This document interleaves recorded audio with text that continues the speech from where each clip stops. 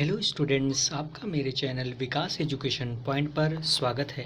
विद्यार्थियों, आज मैं आपको शिक्षा निदेशालय राष्ट्रीय राजधानी क्षेत्र दिल्ली द्वारा दी जाने वाली क्लास 7 के विज्ञान विषय के कार्यपत्रक के वर्कशीट 2 का अध्ययन करेंगे।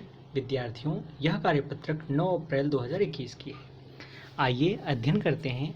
आज का हमारा टॉपिक है प्रकाश संश्लेषण। बच्चों, स्वपोषण स्वपोषण क्या होता है? पोषण की विधि जिसमें जीव अपना भोजन स्वयं तैयार करता है उसे स्वपोषण कहते हैं। उदाहरण के लिए हरे पादप या पौधे स्वपोषण करते हैं। तो बच्चों, जो हरे पौधे होते हैं वो स्वपोषण करते हैं, ठीक है। परंतु वे ऐसा किस तरह करते हैं? तो बच्चों, पत्तियां पादप की खाद्य फैक्ट्रियां होती हैं। पादपों में खाद्य का निर्माण पत्तियों में होता है। बच्चों, राइट साइड में एक चित्र बना हुआ है, इसमें प्रकाश संश्लेषण की क्रिया को दिखाया गया है। एक पौधा है, इसमें ये जड़ें हैं। जड़ें जो है वो पानी को अवशोषित करती हैं और ऊपर तक पहुंचाते हैं, और ये पत्तियां सूर्य के प्रकाश कार्बन डाइऑक्साइड को लेती हैं और ऑक्सीजन को निर्मुक्त करती हैं, ठीक है, और सूर्य के प्रकाश को भी ग्रहण करती हैं, ठीक है। चलिए आगे देखते हैं। पत्तियों में एक हरा वर्णक होता है जिसे क्लोरोफिल कहते हैं। यह सूर्य के प्रकाश की ऊर्जा का संग्रहण करने में पत्ती की सहायता करता है। वह प्रक्रिया जिसके द्वारा हरे पादप क्लोरोफिल की सहायता से सूर्य के प्रकाश की उपस्थिति में कार्बन डाइऑक्साइड और जल से भोजन तैयार करते हैं, प्रकाश संश्लेषण कहलाते हैं, ठीक है।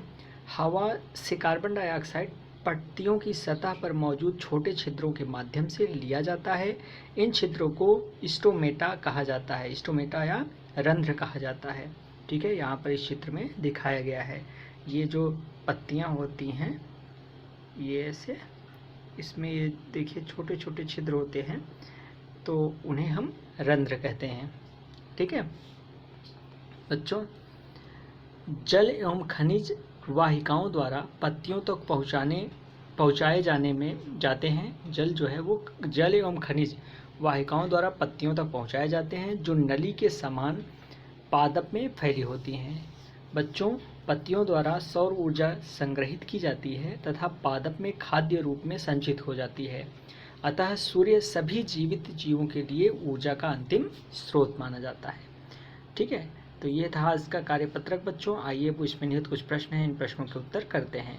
तो पहला प्रश्न है, प्रकाश संश्लेषण किसे कहते हैं? तो इसका आंसर हम लिखेंगे बच्चों, वह प्रक्रिया जिसके द्वारा हरे पादप क्लोरोफिल की सहायता से सूर्य के प्रकाश की उपस्थिति में कार्बन डाइऑक्साइड और जल से भोजन तैयार करते हैं, प्रकाश संश्लेषण कहलाता है।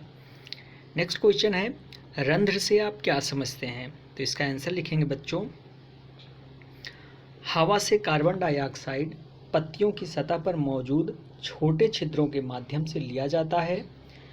इन छिद्रों को स्टोमेटा या रंध्र कहा जाता है, ठीक है। चलिए नेक्स्ट क्वेश्चन देखते हैं। सूर्य ऊर्जा का चरम स्रोत है, कैसे स्पष्ट करें? तो बच्चों इसका आंसर लिखते हैं, पत्तियों द्वारा सौर ऊर्जा संग्रहित की जाती है तथा पादप में खाद्य रूप में संचित हो जाती है। अतः सूर्य सभी जीवित जीवों के लिए ऊर्जा का अंतिम स्रोत है, ठीक है।